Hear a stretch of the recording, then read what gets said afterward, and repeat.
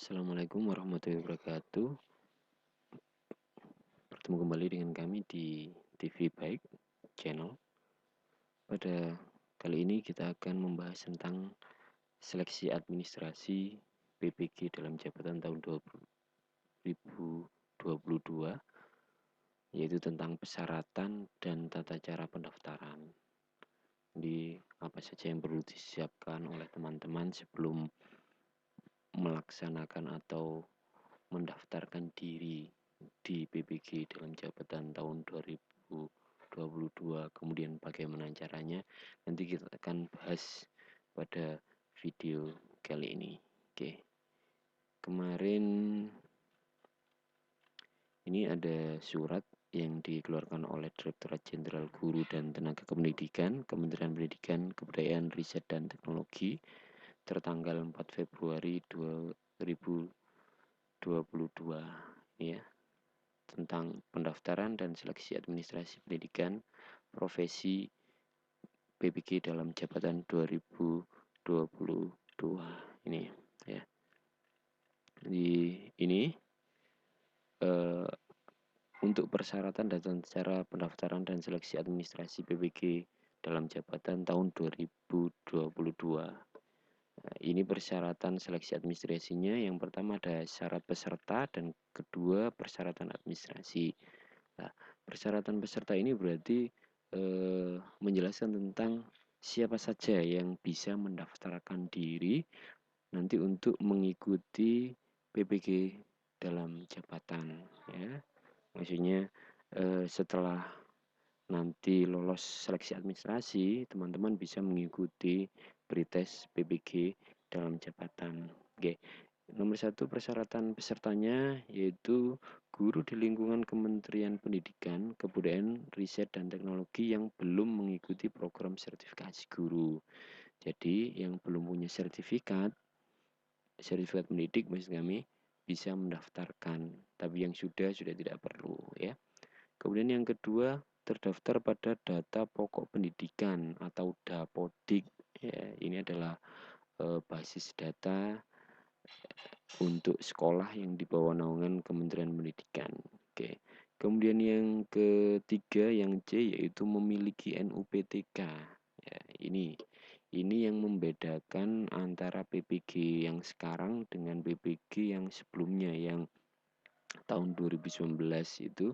Kalau dulu tanpa memiliki NUPTK pun teman-teman asalkan ada di Dapodik kemudian memenuhi syarat TMT-nya itu bisa mengikuti atau mendaftar pada PPG dalam jabatan. Tapi yang sekarang ya itu harus memiliki NUPTK, itu salah satu syarat mutlak ya. Jadi kalau tidak punya nanti tidak bisa. Kemudian selanjutnya telah diangkat menjadi guru sampai dengan 1 Januari 2019. Maksudnya sekarang kan 2022. Jadi kalau teman-teman meskipun sudah punya NUPTK tetapi baru diangkat setelah 1 Januari 2019, masuk dapurnya 1 Januari 2019 ya tidak bisa ya. Tuh. Kemudian selanjutnya memiliki kualifikasi akademik S1 atau D4 yang linear dengan pilihan bidang studi PPG yang akan diikuti. Jadi teman-teman harus S1 atau D4, kemudian ijazahnya nanti harus linear dengan bidang studi yang akan diikuti. Ya nanti di bawah ada di sini di lampirannya nanti tentang linearitas. Jadi pelajaran apa itu linear dengan pelajaran apa gitu ya, maksudnya ijazah apa linear dengan pelajaran apa saja, itu nanti di bawah ada, nanti file lengkapnya akan saya letakkan di ini di deskripsi, nanti teman-teman bisa mengunduhnya. Kemudian selanjutnya F, aktif mengajar selama 2 tahun terakhir. Jadi sekarang 2022 berarti harus aktif 2 tahun terakhir. Tuh. Kemudian tentang usia, setinggi-tingginya 58 tahun. Kalau teman-teman sudah lebih dari 80 tahun sampai tanggal 31 Desember 2022 teman-teman tidak bisa daftar lagi. Oke. Kemudian sehat jasmani dan rohani, nanti ada surat keterangannya dari rumah sakit. Biasanya kita minta surat keterangan sehat jasmani rohani. Kemudian selanjutnya bebas narkotika, psikotropika, dan adiktif lainnya atau nafsa. Nanti bisa minta surat keterangan dari BNN atau Badan Narkotika yang ada di daerah. Kemudian berkelakuan baik, nanti kita meminta SKCK ya, SKCK di Polres di mana kita tinggal. Oke, itu persyaratan peserta. Selanjutnya persyaratan administrasinya, apa saja yang perlu disiapkan oleh teman-teman, yaitu nanti hasil pindai atau scan ijazah S1 asli atau fotokopi legalisir perguruan tinggi. Jadi nanti yang di scan adalah yang asli. Kalau memang aslinya hilang, nanti bisa minta fotokopi yang dilegalisir oleh kampus. Bagi mahasiswa yang memiliki ijazah S1 dari luar negeri, melampirkan surat penyetaraan dari Ditjen Dikti. Ya, nanti mungkin ada beberapa teman yang lulusan kampus luar negeri, nanti bisa mengurus surat penyetaraan ini. Kemudian selanjutnya hasil pindah scan SK pengangkatan pertama sebagai guru. Ya, jadi SK pertamanya teman-teman kalau misalnya sudah mengajar atau sudah punya SK sejak 2010 misalnya, dilampirkan itu semuanya. Ya. Dilampirkan SK pertamanya. Kemudian itu asli atau fotokopi legalisir Dinas Pendidikan provinsi atau kabupaten kota. Jadi kalau sudah ada aslinya cukup itu. Kalau tidak ada, bisa nanti legalisir ke Dinas Pendidikan provinsi, kabupaten atau kota. Jadi kalau teman-teman nanti bisa teman-teman yang di SMA atau SMK karena ikut provinsi, nanti bisa minta legalisir ke cabang dinas di kota atau kabupaten masing-masing. Kemudian hasil pindai atau scan SK kenaikan pangkat terakhir bagi guru PNS ya. Bagi teman-teman yang sudah PNS nanti menyantumkan ini scan SK kenaikan pangkat terakhir atau SK pengangkatan 2 tahun terakhir 2020, 2021 dan 2001, 2002 bagi guru non PNS.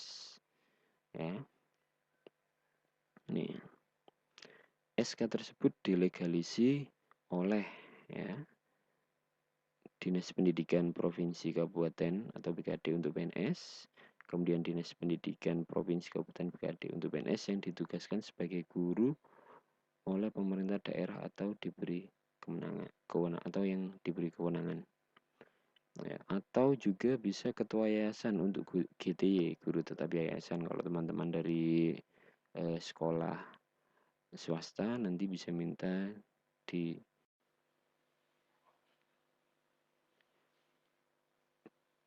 Dinas Pendidikan Provinsi, Kabupaten, Kota, BKD untuk guru bukan PNS di sekolah negeri yang memiliki SK dari pemerintah daerah atau yang diberi kewenangan.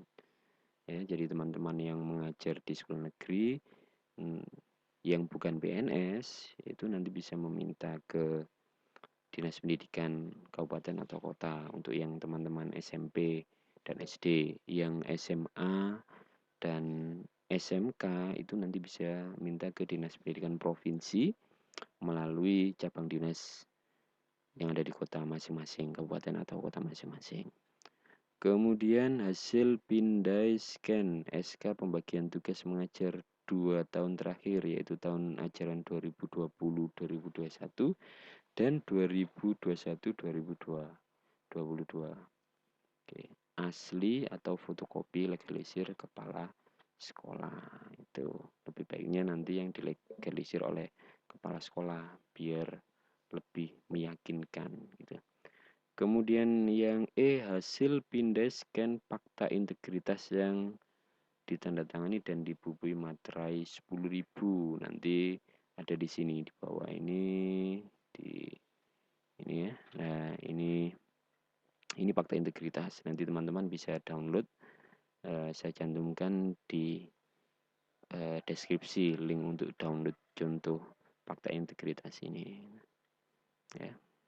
Ini jadi teman-teman di fakta integritas ini nanti menuliskan nama, NIP, NIK, tempat lahir, NUPTK, unit kerja, alamat unit kerja, dan menyatakan sebagai ini. Ya. Kemudian ditandatangani oleh teman-teman. Oke, ini. Kembali ke ini ya. Itu tadi persyaratan administrasinya, semuanya bisa di-scan, ya. Kemudian bisa di-upload. Uploadnya kemana? Nah, ini tata cara pendaftaran ya. Jadi nanti teman-teman untuk mendaftarkan diri itu perlu membuka ini aplikasi pendaftaran calon peserta seleksi administrasi PPG dalam jabatan tahun 2002 dapat dibuka melalui halaman ini http pendaftaran PPG Kemdikbud Go ID menggunakan akun SIM PKB masing-masing ya. Jadi teman-teman pastinya sudah punya SIM PKB, punya username untuk login di SIM PKB, punya passwordnya juga. Jadi kalau teman-teman hari ini lupa di mana meletakkan akun itu, silakan teman-teman segera cari. Karena apa? Karena nanti mulai tanggal 10 pendaftaran ini sudah dibuka sampai tanggal 23 kalau tidak salah, 10 sampai 23 Februari. Jadi teman-teman harus bergerak cepat agar tidak ketinggalan. Ya. Kemudian langkah selanjutnya guru membuka situs tersebut untuk melakukan pendaftaran sebagai calon peserta dengan menggunakan akun SIM PKB masing-masing. Ya. Guru mengunggah upload hasil pindai scan ijazah asli S1 atau D4. Bagi guru yang terkena dengan akses internet, ini untuk teman-teman yang kesulitan internet, itu pendaftaran dapat dibantu oleh kepala sekolah atau dinas pendidikan ya. Jadi ada kalau masalah silakan berkonsultasi dengan kepala sekolah atau dinas pendidikan atau operator sekolah nanti minta dibantu untuk ini akses internetnya. Kemudian guru menetapkan bidang studi yang diikuti dalam PPG. Nanti teman-teman bisa memilih sendiri bidang studi apa yang akan diikuti dalam PPG. Namun harus ini, ketentuan penetapan program studi PPG adalah linear dengan program studi atau jurusan pada ijazah S1 atau D4 yang dimiliki. Ya, jadi kalau teman-teman ijazahnya bahasa Inggris misalnya, itu ya pilih bahasa Inggris saja yang linear. Ya, meskipun misalnya kenyataannya sekarang sedang mengajar bahasa daerah, tapi untuk PPG ini pendaftarannya harus berdasarkan linearitas ijazah S1-nya. Oke. Selanjutnya nomor 4, guru mengisi nama perguruan tinggi dan program studi sesuai dengan ijazah S1. Ya, ini nanti memilih program studi dan perguruan tingginya sesuai dengan ijazah. Ya, setelah itu nanti LPMP melakukan verifikasi dan validasi kesesuaian berkas dengan syarat-syarat administrasi yang ditentukan. Di antaranya linearitas antara program studi yang dipilih dengan program studi jurusan pada ijazah S1 D4. Hasil verifikasi dan validasi tersebut dinyatakan dalam 3 kategori sebagai berikut. Jadi nanti teman-teman kan sudah daftar melalui web ini tadi, website ini tadi, pendaftaran PPG Kemdikbud.id ini melalui dengan akun SIM PKB. Nah, setelah teman-teman menyelesaikan tahap pendaftaran itu nanti pihak LPMP, Lembaga Penjamin Mutu Pendidikan, ini biasanya ada di tingkat provinsi ya, itu akan memverifikasi dan validasi. Ya. Nanti hasilnya ada 3. Yang pertama, jika disetujui, berarti berkas memenuhi syarat dan bidang studi PPG yang dipilih linear dengan program studi. Itu kalau disetujui, berarti aman. Yang kedua, ini tolak permanen. Ya, ini yang bahaya. Tolak permanen ini jika berkas tidak memenuhi syarat dan atau bidang studi PBG yang dipilih tidak linear dengan ijazah S1 serta tidak memungkinkan adanya perbaikan. Jadi kalau sudah tidak mungkin diperbaiki, ya ditolak permanen. Ini berarti kita tidak bisa mengikuti pretest ya. Contohnya apa? Contohnya guru dengan kualifikasi akademik sarjana hukum itu tidak linear dengan program studi yang ada. Jadi kalau teman-teman meskipun mengajar di sekolah menjadi guru namun S1-nya hanya S1 sarjana hukum, tidak punya S1 yang lain yang linier. Nah, berarti teman-teman tidak bisa mengikuti program PPG ini. Ya. Nah, yang ketiga itu ada tolak perbaikan. Ini berarti jika ditolak, tapi ada kemungkinan untuk diperbaiki, masih ada kemungkinan untuk nanti disetujui. Ya. Ini keterangannya. Jika berkas tidak lengkap dan atau bidang studi yang dipilih tidak linear dengan ijazah tetapi dimungkinkan adanya perbaikan. Contohnya, guru dengan kualifikasi akademik sarjana bahasa Inggris memilih program studi PBG guru kelas SD. Ya, ini tidak boleh. Karena apa? Karena bahasa Inggris itu tidak linear dengan guru kelas. Meskipun misalnya kenyataannya teman-teman sekarang mengajar di kelas SD, tapi memiliki ijazah bahasa Inggris. Nanti milihnya jangan milih sebagai guru kelas, tetapi teman-teman bisa memilih guru bahasa Inggris ya. Jika guru tersebut ingin mengikuti PPG, harus memperbaiki program studinya menjadi bahasa Inggris ya. Nah, guru yang lolos verifikasi dan validasi yang berstatus disetujui dinyatakan lolos administrasi PBG dalam jabatan tahun 2022.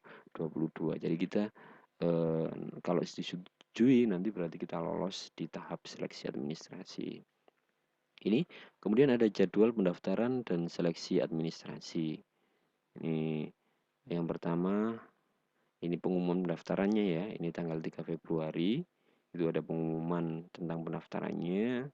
Kemudian pendaftaran dan pengiriman berkas nanti dimulai tanggal 10 sampai 23 Februari. Jadi sekarang masih ada waktu beberapa hari untuk melengkapi berkas-berkas itu. Kalau misalnya ada berkas yang belum lengkap, teman-teman bisa melengkapi sambil menunggu tanggal 10. Nanti tanggal 10 sudah bisa mulai mengakses website untuk pendaftaran PPG ini. Nah, kemudian tanggal perbaikan berkasnya. Jadi nanti setelah teman-teman daftar, kemudian diverifikasi oleh LPMP, nanti akan ada hasilnya. Nah, kemudian ada verbal petugas tanggal 10 sampai 28, kemudian pengumuman hasil seleksi administrasinya tanggal 4 Maret ya. Demikian tentang informasi seleksi administrasi. Semoga bermanfaat dan semoga teman-teman bisa lulus semuanya, terutama di pretest. Terima kasih. Assalamualaikum warahmatullahi wabarakatuh.